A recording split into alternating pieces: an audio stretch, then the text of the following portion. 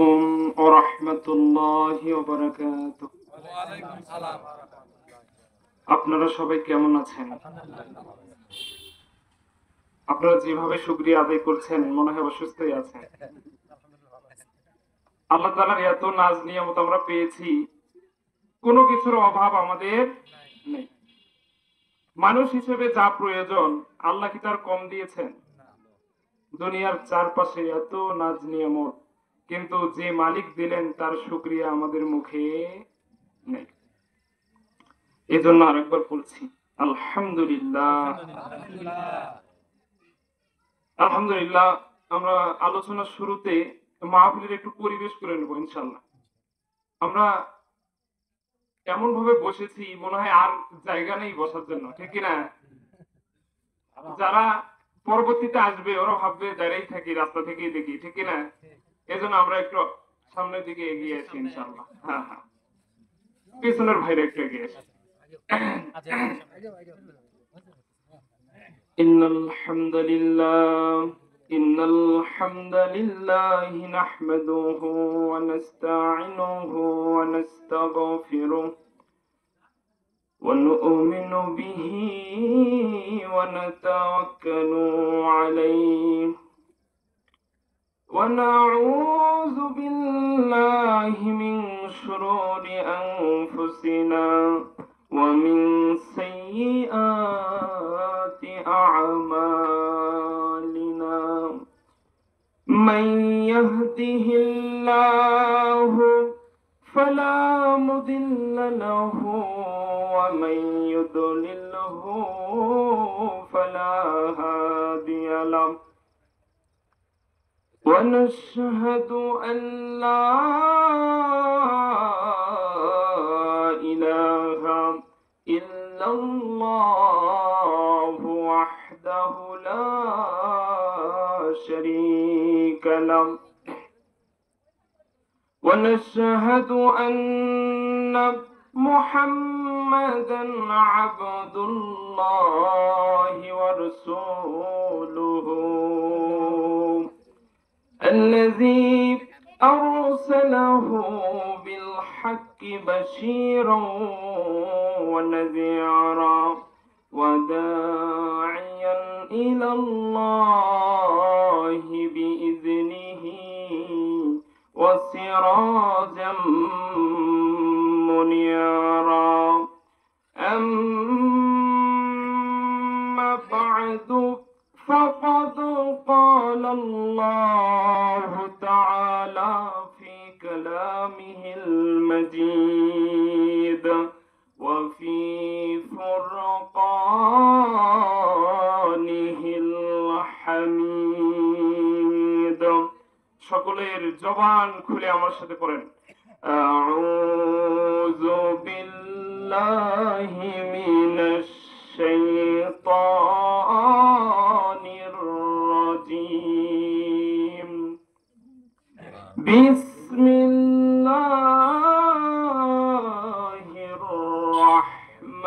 রাহমানির রাহিম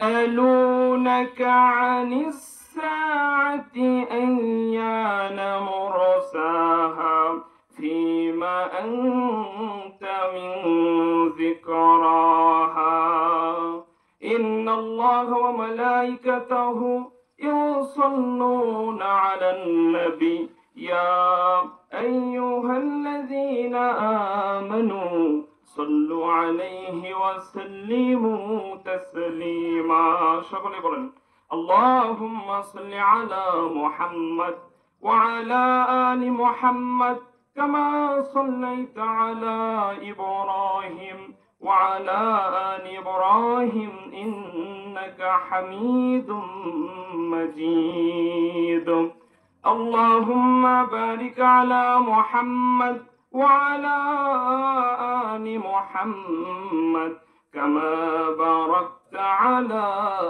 إبراهيم وعلى آل إبراهيم إنك حميد مجيد أما بعد الحمد لله عن أبي هريرة عن النبي صلى الله عليه وسلم قال: سبعة يجلهم الله في ظله يوم لا ظل إلا ظل الإمام العادل والشاب النشأ في عبادة ربه ورجل قلبه معلق في المساجد ورجلان تحبا في الله اجتمع عليه وتفرق عليه ورجل طلبته امرأة ذات منصب وجمال فقال إني أخاف الله ورجل تصدق أخفى حتى لا تعلم شماله ما تنفق يمينه ورجل ذكر الله خاليا ففاضت عيناه رواه البخاري أما بعد সকল প্রশংসার মালিক কে? আমাদের সব সময় রিজিক দেন তিনি কে? আমাদেরকে সুস্থ রেখেছেন তিনি কে? যিনি আমাদের সকল বিপদ থেকে রক্ষা করেন তিনি কে? হাসপাতালে ডাক্তার রোগীকে ঘোষণা করেছে মৃত, সেখান থেকেও জীবিত করতে পারেন তিনি কে? আল্লাহ। আমাদের দুনিয়ার নিয়মে মেহমানের বাড়িতে বারবার গেলে বিরক্ত হয়, ঠিক কিনা? কিন্তু যার কাছে বারবার গেলে খুশি হয় তিনি কে? বারবার কারো নাম ধরে ডাকলে, কাউকে ডাকলে বিরক্তি আসে, অনীহা আসে, কিন্তু যার নাম বারবার ডাকলে তিনি খুশি হন তিনি কে? আল্লাহ। দুনিয়ার কারো কাছে কোনো কিছু চাইলে মুখ মলিন হয়ে যায়, বিরক্তিকর চেহারা আমাদের দিকে দিকে তাকায়, ঠিক কিনা? কিন্তু যার কাছে না চাইলে তিনি রাগ হন তিনি কে? আল্লাহ। সেই আল্লাহ সুবহানাহু ওয়া তাআলার প্রশংসা দিয়ে শুরু করছি। শুরুতেই যে দুর্বল শুকরিয়া আদায় করেছেন সেটা দূর করে সবল শুকরিয়া আদায় দিয়ে সবাই পড়ছি আলহামদুলিল্লাহ। অসংখ্য অগণিত দরুদ ও সালাম বর্ষিত হোক মানবতার কল্যাণ, মানবতার মুক্তির, মানবতার হেদায়েতের বার্তাবাহক, যিনি অন্ধকার যুগে এসে অসভ্য মানুষগুলোকে সভ্য বানিয়েছেন, পথহারা মানুষগুলোকে পথ দেখিয়েছেন, জ্ঞানহীন মানুষগুলোকে ইসলামের শিক্ষা দিয়ে জ্ঞানী বানিয়েছেন, যিনি তায়েফের ময়দানে তিনবার পাথরের আঘাত খেয়ে অজ্ঞান হয়েছেন, যিনি উহুদের ময়দানে দন্ত মোবারকে পাথরের আঘাত, কোথাও বর্ণনা তীরের আঘাত লেগে দন্ত মোবারক শহীদ হয়েছে, যিনি শিয়াবে আবি তালেব নামে জেলখানায় আম্মাজান খাদিজা রাদিয়াল্লাহু তাআলা আনহার সাথে 3 বছর জেল খেটেছেন। প্রথম বছর সেখানে কাফের মুশরিকরা কোনো খাবার দেয়নি, বিশ্বনবী তার সাহাবীদের কাছে কিছু বকরি ছিল, উটদুম্বা ছিল, তাদের মাংস খেতে পেরেছেন। দ্বিতীয় বছর বকরিও নাই, কোনো খাবার নাই, জেলখানার ভিতরে আপনার আমার নবী ওই ছাগলের চামড়াগুলো ভিজিয়ে ভিজিয়ে খেয়েছেন। তৃতীয় বছর বকরিও নাই, ছাগলের মাংসও নাই, এমন সময় আপনার আমার নবী গাছের পাতা, গাছের ডাল, গাছের বাকল এইগুলো খেয়ে ইসলামের বিজয় আনার জন্য জীবন যাপন করেছেন। এইভাবে জীবন যাপন করেছেন আপনার আমার নবী। সেই জনাবে আহমদ মুস্তাফা, মোহাম্মদ মুস্তাফা, জনাবে রাসূলুল্লাহ, সকলেই বলি সাল্লাল্লাহু আলাইহি ওয়াসাল্লাম। আল্লাহ তাআলা তার প্রতি শান্তি, তার প্রতি এবং তার বংশের উপর অগণিত দরুদ অবতীর্ণ হোক। সবাই বলি আল্লাহুম্মা আমিন। আমরা শ্রোতারা এখন খুব সচেতন, আমরা খুব সচেতন। কিভাবে হুজুর আপনি এই কথা বললেন? বললাম এই জন্যে, হুজুরেরা জাল ওয়াজ করে গেল না কোরআন হাদিস থেকে বলে গেল, এগুলো পাবলিক এখন ধরতে পারে, কথা বলে ঠিক কিনা? ইসলামের ভিতরে দুর্বল জাল গল্প সময় নষ্ট করার সময় আর মানুষ কাউকে দেয় না। হুজুর কোন কথা বললো, কি বললো, সবকিছু এখন প্রমাণ সহকারে মানুষ শুনতে চায়, কথা বলেন ঠিক কিনা? সেই জন্য আজকে আমরা বিভিন্ন মাহফিলে বিষয় ভিত্তিক আমরা আলোচনা শুনি, ঠিক কিনা? এখানেও আমরা যে আলেম এসেছি বিষয় ভিত্তিক কোরআন আর হাদিস থেকে কথা হবে, এর বাইরে কোনো কথা হবে না। সবাই বলি ইনশাআল্লাহ। চলুন আমরা আলোচনা শুরু করি। আজকে আমরা যে বিষয় নিয়ে আলোচনা করব সেটা হচ্ছে কিয়ামত। কিয়ামত, কিয়ামত যে একদিন হবে, আপনি আল্লাহ বলেছেন যার শুরু আছে তার একদিন শেষ হয়ে যাবে, শুরু আছে তার একদিন শেষ হয়ে যাবে। এখন আপনাদের প্রশ্ন, আল্লাহর কি হবে? আল্লাহ কি হবে? প্রশ্ন আসছে না? এমন প্রশ্ন আমাদের অন্তরে জন্ম হয় না? আমাদের অন্তরে আসে। আল্লাহ বলছেন, আল্লাহু লা ইলাহা ইল্লা হুয়াল হাইয়ুল কাইয়্যুম। বলুন আল্লাহু আকবার। আল্লাহ বলছেন, আল্লাহ হলেন তিনি যার কোনো লয় নাই, ক্ষয় নাই, যার কোনো শুরু কোনোদিন ছিল না, শুরু যেহেতু ছিল না তার কোনো শেষও থাকবে না। সীমাহীন শেষহীন অতীত থেকে আল্লাহ আছেন, সীমাহীন শেষহীন ভবিষ্যৎ পর্যন্ত যিনি থাকবেন তিনি কে? আল্লাহ। আমরা যে আলোচনা শুরু করব সেই আলোচনার শেষের দিকে গিয়ে আমরা আল্লাহ যে থাকবেন একাই সেটার প্রমাণ পেয়ে যাব ইনশাআল্লাহ। এই কিয়ামতের যখন আয়াত অবতীর্ণ হয়ে গেল আমাদের নবীর কাছে, আমাদের রাসূলের কাছে, তখন মুসলমানের সবচেয়ে বেশি চিন্তায় পড়বে কারা বলেন তো? অমুসলিমরা। কারণ মুসলমানেরা তো কিয়ামতের কথা শুনলেই আল্লাহর ইবাদত করা শুরু করে দিবে, আল্লাহর নৈকট্য অর্জন করে নিবে। কিন্তু ঈমানদার আনেনি তারা কিভাবে আল্লাহকে পাবে? কথা বলেন ঠিক কিনা? যখন কাফির মুশরিকরা বিপদে পড়ে গেল, চিন্তায় পড়ে গেল, আব্দুল্লাহর বেটা মুহাম্মদ সে তো আল আমিন, সে তো বিশ্বাসী, সে তো কখনো মিথ্যা কথা বলে না। আব্দুল্লাহর বেটা মুহাম্মদ হলো সাদিক, যে সত্যবাদী, যে কখনো মিথ্যা কথা বলে না, যে আল আমিন বিশ্বাসী। যেহেতু আব্দুল্লাহর বেটা মুহাম্মদ ঘোষণা করেছে কিয়ামত একদিন হবে, আসলেই আব্দুল্লাহর বেটা মুহাম্মদ সত্য কথা বলেছে, ঠিক কিনা? আল্লাহর আয়াত যখন অবতীর্ণ হয়ে গিয়েছে, কাফির মুশরিক বেদুইন মুনাফিকের বাচ্চারা ওরা কি আর ঠিক থাকতে পারে? পারে না।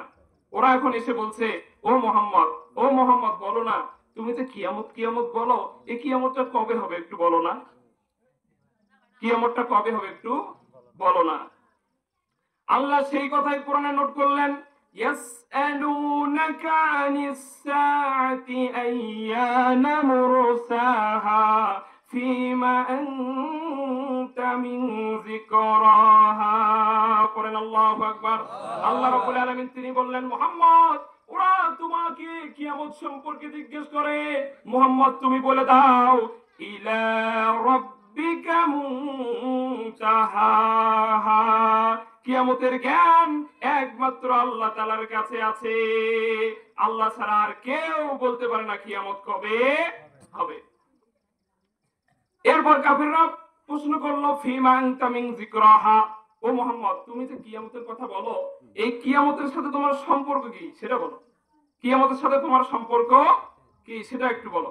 তখন আল্লাহ বলছেন, মুহাম্মদ তুমি বলে দাও, ইন্নামা আনতা মুনজিরু মান ইয়াখশাহা, হে মুহাম্মদ তুমি বলে দাও কিয়ামতের ভয় যেন দুনিয়ার সব মানুষের অন্তরে আসে, সেই জন্য আমাকে আল্লাহ বার্তাবাহক, দিক নির্দেশক, পথ নির্দেশক হিসেবে দুনিয়াতে পাঠিয়েছে। আমার সম্পর্ক হচ্ছে এইটুকু। কিয়ামত কবে হবে এর জ্ঞান আছে কার কাছে? আল্লাহর কাছে। আর আমি মুহাম্মদের কিয়ামতের সাথে কি জ্ঞান জানো? আমি শুধু পথ দেখাতে পারি, নির্দেশনা দিতে পারি, এছাড়া কিয়ামতের জ্ঞান আমার কাছে নাই। তারপর আল্লাহ বললেন, মুহাম্মদ তুমি এটাও বলে দাও, কাআন্নাহুম ইয়াওমা ইয়ারাউনাহা লাম ইয়ালবাসু ইল্লা আশিয়াতান আও দুহাহা। মুহাম্মদ তুমি বলে দাও কিয়ামতের ব্যাপারে আমাকে আল্লাহ তেমন ভাবে কোনো কিছু বলেনি, কিন্তু আল্লাহ বলেছে কিছুদিন পরেই প্রত্যক্ষ ভাবে তোমরা কিয়ামতকে দেখতে পাবে। আর তোমরা কিয়ামতের দিন আসার পরে দেখতে পাবে যে তোমরা পৃথিবীতে মাত্র এক সন্ধ্যা অথবা এক সকাল পরিমাণ দুনিয়াতে কাটিয়েছো। কয়দিন কাটিয়েছো? একদিনও নয়, এক সন্ধ্যা অথবা এক সকাল। সেই কথা বললেন তিনি কে? এই যে আমরা বছরের পর বছর শেষ করছি, কথা বলেন ঠিক কিনা? 25 সাল শেষের দিকে এইরকম কিয়ামতের দিন 50টা সাল, 50,000 বছর, 50,000টি সাল, 50,000 বছর, 50,000 সাল পরিমাণ এই দুনিয়ার 50,000 সাল কিয়ামতের একদিন, কিয়ামতের একদিন। বুঝতে পারলেন? এই জন্য আল্লাহ বলতেছেন যে তোমরা যে হায়াত নিয়ে পৃথিবীতে গিয়েছো, কিয়ামতের ওই দিন যখন এসে যাবে তোমরা প্রত্যক্ষভাবে যখন কিয়ামতকে দেখবে তখন তোমাদের মনে হবে দুনিয়াতে তোমরা এক সন্ধ্যা থেকেছো, এক সকাল থেকেছো, ঠিক কিনা? এখন চলেন এই কিয়ামত যে সংগঠিত হবে তার ব্যাপারে আল্লাহ কালামুল্লাহ মাজিদে এমন ভাবে বর্ণনা দিয়েছেন বিভিন্ন সূরায়, যেন কিয়ামতটা আমরা স্বচক্ষে লাইভ দেখতে পাচ্ছি। বলেন আল্লাহু আকবার। আমরা সেই আয়াতগুলো তিলাওয়াত করে কিয়ামতের ওই দৃশ্যটা আমরা কল্পনা করার চেষ্টা করব ইনশাআল্লাহ। চলুন আমরা শুরু করি। আল্লাহ রাব্বুল আলামিন বলছেন, ওয়া ইয়াউমা ইউনফাখু ফিস সূরি ফাফাজিআ মান ফিস সামাওয়াতি ওয়া মান ফিল আরদ ইল্লা মান তাশা আল্লাহ ওয়া কুল্লুন আতাউহু দাখিরিন। আল্লাহ রাব্বুল আলামিন তিনি বলছেন, মুহাম্মদ যেদিন ইসরাফিল সিংহায় ফুৎকার দিয়ে দিবে, মুহাম্মদ শোনো শোনো, ওই আসমানটা ভেঙে ভেঙে পড়বে, জমিনটা ভেঙে ভেঙে পড়বে, পৃথিবীর সবাই ভীত সন্তুষ্ট হয়ে যাবে, কিন্তু আল্লাহ যাদেরকে চাইবেন তাদেরকে আশ্রয় দিবেন, আর যাদেরকে চাইবেন না তাদেরকে আল্লাহ আশ্রয় নেবেন না। সেই কিয়ামতের দিন আল্লাহ তাআলা কাদেরকে আশ্রয় দিবেন, কাদেরকে আশ্রয় দিবেন না, আমি একটা হাদিস পড়েছি, তার অনুবাদ করলে আমরা জানতে পাবো ইনশাআল্লাহ। কিন্তু আমরা সেটা শুনবো সামনের দিকে, ঠিক কিনা? চলেন আমরা কিয়ামতটা কেমন হবে সেই ঘটনা আগে শুনে আছি আল্লাহর কাছ থেকে। কার কাছ থেকে? আল্লাহর কাছ থেকে। এই যে আমরা কালামুল্লাহ মাজিদটি তিলাওয়াত করি, কোরআন তিলাওয়াত করি, এই কোরআনের সবগুলো কথা কার বলেন তো? আল্লাহ। একটি কথার ভিতরে ভেজাল আছে? নাই। আল্লাহ রাব্বুল আলামিন বলে, মুহাম্মদ তুমি যদি আমার কথাগুলো সরাসরি মানুষের ভিতরে না প্রচার করতে, যদি তুমি এক চুল পরিমাণ কোনো কিছু কোরআনের ভিতরে ঢুকিয়ে দিতে মুহাম্মদ, আমি তোমার ঘাড় চাপ দিয়ে ধরতাম, আমি তোমার ডান বাহু ধরতাম, আর মুহাম্মদ আমি আল্লাহ তোমার শিরাগুলো কেটে দিতাম। কথা কার? আল্লাহ। আল্লাহ রাব্বুল আলামিন কোরআনের ভিতরে এই ঘোষণা দিয়েছেন। এই জন্য কোরআনের ভিতরে কোনো ভেজাল নাই। আল্লাহ আবার কোরআনের শুরুতেই সিল মেরে দিয়েছেন, জালিকাল কিতাবু লা রাইবা ফি। এই কিতাব এমন কিতাব যার ভিতরে কোনো সন্দেহের অবকাশ নাই। মুসলিমরা ইহুদিরা একটা চক্রান্ত করেছিল, কালামুল্লাহ মাজিদের ভিতর থেকে নুন হরফটি সরিয়ে ফেলেছিল। কোন হরফ সরিয়ে ফেলেছিল? নুন। কিন্তু আমাদের হেফজ করা, আমাদের কালামুল্লাহ মাজিদ মুখস্থ করা ছোট্ট বাচ্চা, ছোট্ট শিশুর তিলাওয়াতের ভিতরেই তা ধরা পড়ে গিয়েছে। বলুন সুবহানাল্লাহ। আমার জীবন কিয়ামত পর্যন্ত কোরআনের একটা আলিফ, কোরআনের একটা জের জবর পেশ, একটা সাকিনের কোনো ক্ষতি কোনো মুসলিম করতে পারবে না, সম্ভব নয়। কারণ আল্লাহ তাআলা বলেছেন এই কোরআনের হেফাজতকারী কে? আল্লাহ। বাল হুয়া কুরআনুম মাজিদ ফি লাওহিম মাহফুজ। ও নবী চিন্তা করবেন না, কোরআন পাঠিয়েছি আমি আল্লাহ, আর এর হেফাজতের দায়িত্ব রেখেছেন কে? আল্লাহ। লাউহে মাহফুজে কোরআনের মূল ফটক, মূল কপি রেখে দিয়েছেন তিনি কে? আল্লাহ। যা বলতেছিলাম কিয়ামতের দৃশ্য কেমন হবে মনে আছে তো, না অন্যদিকে চলে গিয়েছেন? চলেন শুরু করি। আল্লাহ বলছেন যখন ইসরাফিল সিংহায় ফুৎকার দেবে, ইসরাফিলকে আমি আল্লাহ বানিয়েছি, ইসরাফিল তিনটা ফুৎকার দেবে। কয়টা ফুৎকার দেবে? তিনটা ফুৎকার। এই ফেরেশতাকে আল্লাহ বানিয়েছেন এই তিনটা ফুৎকার দেওয়ার জন্য। নাম দিয়েছেন ইসরাফিল, সিংহার ফেরেশতা। এই ফেরেশতার পা দুটো জমিনে, মাথা আকাশের উপরে। এই ফেরেশতা সুন্দর করে সিংহা নিয়ে দাঁড়িয়ে আছে। কখন আল্লাহ সিগন্যাল দিবে, সিংহায় ফুৎকার দিয়ে এত সুন্দর সাজানো ডেকোরেশন দুনিয়াটা সেকেন্ডের ভিতরেই ধ্বংস হয়ে চুরমার হয়ে খান খান হয়ে যাবে। কথা বলেন ঠিক কিনা? আল্লাহ শুরু করছেন যখনই সিংহায় ফুৎকার হয়ে গেল, ইযা রুজ্জাতিল আরদু রাজ্জা। শোনো শোনো, যখনই সিংহায় ফুৎকার হয়ে গেল তখনই পৃথিবী বিশাল কম্পনে কম্পিত হওয়া শুরু হয়ে যাবে, পৃথিবী কাঁপা শুরু হয়ে যাবে। আল্লাহ আবার শুরু করছেন, ইযা জুলজিলাতিল আরদু জিলজালাহা ওয়া আখরাজাতিল আরদু আসকালাহা ওয়া ক্বালাল ইনসানু মা লাহা। আল্লাহ বলছেন পৃথিবী এত কম্পন আর ঝাঁকুনি শুরু হয়ে যাবে যে পৃথিবীর পেটের ভিতরে যে তেল গ্যাস কয়লা, পৃথিবীর বুকে যত কবর দেওয়া হয়েছিল, পৃথিবীর নিচে যে জাহান্নামকে আল্লাহ রেখে দিয়েছেন, সবকিছু পৃথিবী চিরে সবকিছু বের হয়ে আসবে। ঘোষণা দিলেন তিনি কে? আল্লাহ। এমন যখন শুরু হয়ে গিয়েছে, আল্লাহ বলছেন মানুষগুলো আতঙ্কের ভিতরে পড়ে যাবে। আল্লাহ বলছেন ওয়াকালাল ইনসানু মালাহা, মানুষগুলো বলা বলি করবে, হায় রে হায়, এত সুন্দর স্থির পৃথিবী, সুন্দর পৃথিবী, তোর কি হয়ে গেল? পৃথিবীরে আজকে কেন এত জোরে কাঁপো? পৃথিবী আজকে কেন এমন করো? ও আকাশের তারাগুলো কেন ঝরে ঝরে পড়ো? আকাশের চাঁদ গুলো ভেঙে ভেঙে পড়বে, তারাগুলো ভেঙে ভেঙে পড়বে। আকাশের যত সুন্দর সুন্দর মেঘ আমরা দেখতে পাই, সবগুলো কিয়ামতের দিন ভেঙে ভেঙে ফেলাবে তিনি কে? আল্লাহ। আল্লাহ বলছেন কাতাল্লিল সিজিল্লি লিল কুতুব, কে বললেন? আল্লাহ বলেন সেই দিন আল্লাহ আকাশকে জমিনকে তার হাতের মুঠির ভিতরে এরকম করে নেবেন, নিয়ে ছেড়ে দেবেন। ও মিয়া, যদি শুকনা কোনো কিছু আপনি হাতের ভিতরে এরকম নেন, ওটা কি আর ঠিক থাকবে? গুঁড়া হয়ে যাবে, পাউডার হয়ে যাবে। সেদিন হাতের ভিতরে যখন আল্লাহ নিবেন, সবকিছু গুঁড়া পাউডার হয়ে যাবে, ঠিক কিনা? আল্লাহ বলছেন তোমরা দেখবা আকাশের অবস্থা কেমন হয়। ইযাস সামাউ ফাতারাত ওয়া ইযাল কাওয়াকিবু তাসারাত, তোমরা দেখবা আকাশের সবকিছু ফেটে ফেটে পড়ছে। ওয়া ইযাল কাওয়াকিবু তাসারাত, আকাশের নক্ষত্রগুলো, এত সুন্দর তারা, সুখ তারা, দুঃখ তারা, কত সুন্দর তাদের পাশে তারা, সব তারাগুলোকে সেই দিন ভেঙে ভেঙে ফেলাবেন তিনি কে? আল্লাহ। আল্লাহ এবারে এমন একটা কথা বললেন, আপনি অবাক হয়ে যাবেন। আল্লাহ বলছেন ওয়া ইযাল বিহারু ফুজ্জিরাত, আল্লাহ বললেন দুনিয়ার কোথাও যদি আগুন লেগে যায়, দুনিয়ার কোথাও যদি আগুন দাও দাও করে জ্বলতে থাকে, আমরা প্রথমে কাকে ফোন দেই বলেন তো?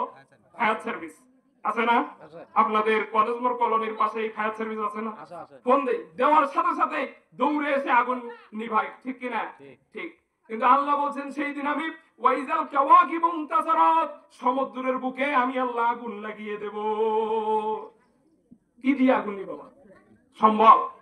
যদি পানির উপরে আগুন জ্বলে আর নিভানো সম্ভব? সম্ভব নয়। এই ঘটনা ঘটাবেন তিনি কে? আল্লাহ। এরপর আল্লাহ বলছেন ওয়া ইযাল কুবুরু বুসিরাত, আমি আল্লাহ কিয়ামতের দিন সবগুলো কবরের মুখকে খুলে দেব। যে যেখানেই মারা গিয়েছে, যাকে যেখানে দাফন করা হয়েছে, সে সেখান থেকেই দাঁড়িয়ে যাবে। কথাটা কার? আল্লাহ।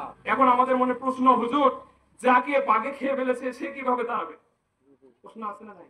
আপনারা তো প্রশ্ন করবেন না, আমার প্রশ্ন আমাকে করতে হচ্ছে, ঠিক কি না? হুজুর আমার ভাই তো আগুনে পুড়ে মারা গিয়েছে, সে কিভাবে দাঁড়াবে? প্রশ্ন আছে না নাই? আছে। হুজুর আমার এক আত্মীয় টেনে কাটা গিয়েছে, 10 টুকরা 15 টুকরা হয়েছে, কথা বলেন ঠিক কিনা?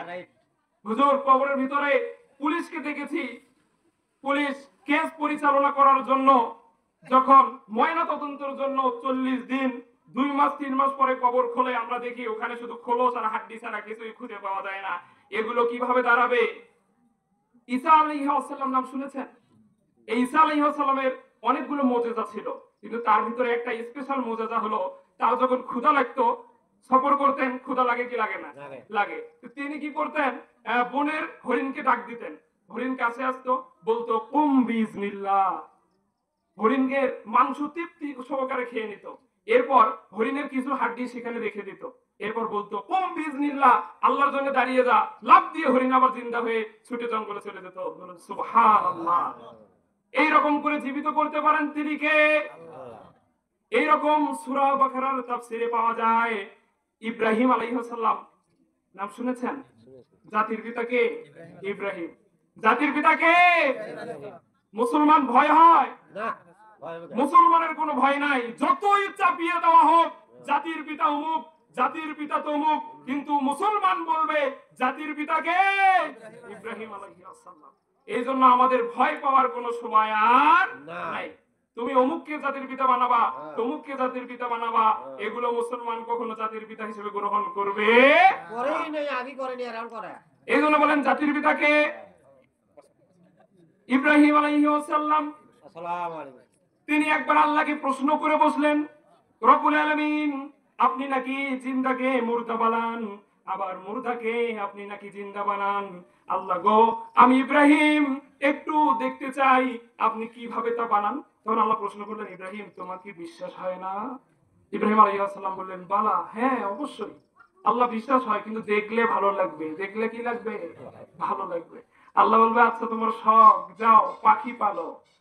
কেউ কেউ বলেছেন পাখি নিয়েছে, মুরগি নিয়েছে, এরকম পাখি জাতীয় কয়েকটি প্রাণী নিয়েছে। ইব্রাহিম আলাইহিস সালাম পেলে পুষে যখন বড় করেছে, আল্লাহ বলেন, ইব্রাহিম তোমার মনে যত টুকরা করতে ইচ্ছে হয় তুমি টুকরা করো। ইব্রাহিম আলাইহিস সালাম টুকরা করলেন। এরপর আল্লাহ বলেন, ইব্রাহিম যাও পাহাড়ের উপরে গিয়ে এগুলোকে ছিটিয়ে দাও। এরপর ইব্রাহিম তুমি পাহাড় থেকে নামো, আল্লাহর নাম নিয়ে তাদেরকে ডাক দাও। ডাক দিতে দেরি, চারটি পাখি জিন্দা হয়ে ইব্রাহিম আলাইহিস সালামের কাঁধে চড়তে দেরি হয়।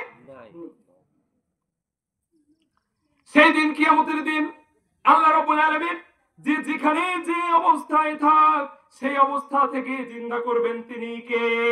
আল্লাহ। আল্লাহ সবাইকে জিন্দা করবেন কিয়ামতের এই ভয়ঙ্কর দৃশ্যটা, ভয়ঙ্কর জিনিসটা উপভোগ করার জন্য। এরপর আল্লাহ বলছেন, ওয়াতাকুনুল জিবালু কালআইনিল মানফুস। কিয়ামতের দিন তোমরা যে বড় বড় পাহাড়গুলো দেখতে পাও, তোমরা যে বড় বড় পাহাড়গুলো উপভোগ করো, এই বড় বড় পাহাড়গুলোকে কিয়ামতের দিন তুলার মতো করে আমি আল্লাহ আকাশে উড়াবো। আল্লাহ সব পাহাড়গুলোকে আকাশে উড়াবেন। এরপর আল্লাহ কিয়ামতের এই দৃশ্যটাকে এমন ভয়ঙ্কর রূপ দিয়ে আমাদেরকে কিয়ামতের ভয় ঢুকানোর চেষ্টা করলেন। আল্লাহ রাব্বুল আলামিন বলেন, হাবিব তুমি বলে দাও, ইয়াউমা তারাউনাহা তাজহালু কুল্লু মুরদিআতিন আম্মা আরদাআত ওয়া তাদউ কুল্লু যাতি হামলিন হামলাহা ওয়া তারান নাসা সুকারা ওয়া মা হুম বিসুকারা ওয়ালাকিন্না আযাবাল্লাহি শাদীদ। নবী হে তুমি জানিয়ে দাও কিয়ামতের দিনটা এতটা ভয়ঙ্কর হবে, দুধ পান করাচ্ছে মা, এমন সময় কিয়ামত ঘটে যাবে মা তার সন্তানকে ওখানেই ফেলে দৌড়ে পালিয়ে যাবে। বলুন নাউজুবিল্লাহ।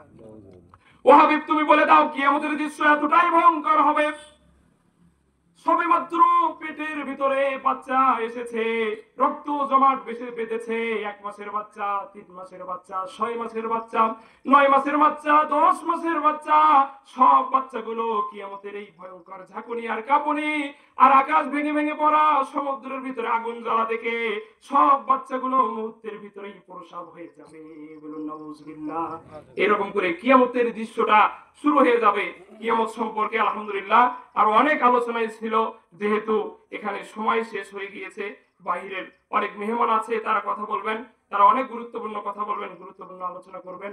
আমাকে যদি আবার অন্য কোনো মাহফিলে আপনারা দেখতে পান, ইনশাআল্লাহ সেখানে কিয়ামত নিয়ে বিস্তারিত আলোচনা শোনাবো ইনশাআল্লাহ। আল্লাহ আমাদেরকে যা শোনালেন বুঝালেন সে অনুযায়ী আমল করার তৌফিক দান করুন। আল্লাহ সুবহানাহু ওয়া তাআলা কিয়ামতের দিন আপনি আমাদেরকে তার আপনার আরশের তলে ছায়া দিয়েন সবাই বলে আল্লাহুম্মা আমিন। আল্লাহ তাআলা যারা ইন্তেকাল করেছে, মারা গিয়েছে, কবরে শায়িত আছে, সবার কবরখানাকে আপনি জান্নাতের টুকরা বানিয়ে দিন সবাই বলে আল্লাহুম্মা আমিন। আল্লাহ সুবহানাহু ওয়া তাআলা আজকে আমরা যেটুকু শুনেছি বুঝেছি, কোরআন এবং হাদিসের ভিতরে যা আছে সেগুলো আমাদের স্মৃতি পথে রেখে বাকি সবগুলো মুছে দিন এবং আমাদেরকে সে অনুযায়ী আমল করার তৌফিক দান করুন সবাই বলে আল্লাহুম্মা আমিন। সুবহানাকা আল্লাহুম্মা ওয়া বিহামদিকা আশহাদু আল্লা ইলাহা ইল্লা আনতা আস্তাগফিরুকা ওয়া আতুবু ইলাইক। আসসালামু আলাইকুম ওয়া রাহমাতুল্লাহ।